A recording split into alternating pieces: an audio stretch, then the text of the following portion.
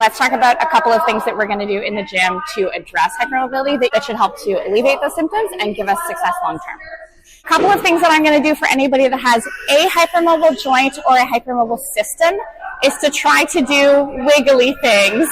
So all tension in the body is brain. All of that joint sensation is brain.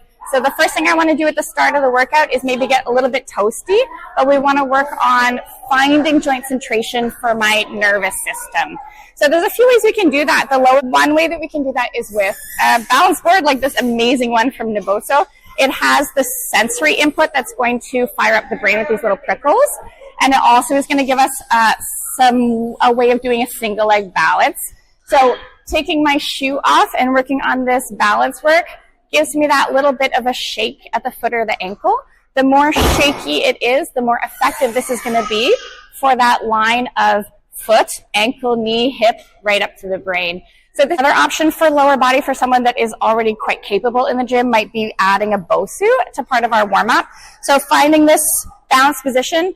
The problem is the more skilled you are at it, the less it shakes. But if you haven't done these before, we're looking for this sort of shakiness is really great input for the brain, and that sort of stuff can be really helpful for reducing ankle sprain and to help to work on pelvis issues and leveling those things out over time as well. So the options can include anything with a band that has a little bit of a wiggle to it. So if I'm doing a chest press with a band and it's hard for me to find the center of that line, especially if it's new stimulus, that's going to give my brain lots of input to help me center the shoulders. Another option is, again, to use our Bosu.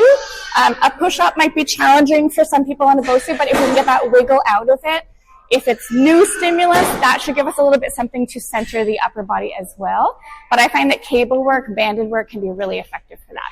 We've got all of those wiggles and that alignment to my brain done.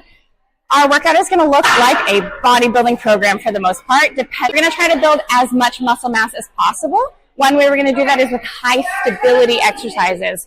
So the more I can support my system close to the joint that's moving, the more muscle I'm going to build and the easier I'm going to be able to actually move through that exercise.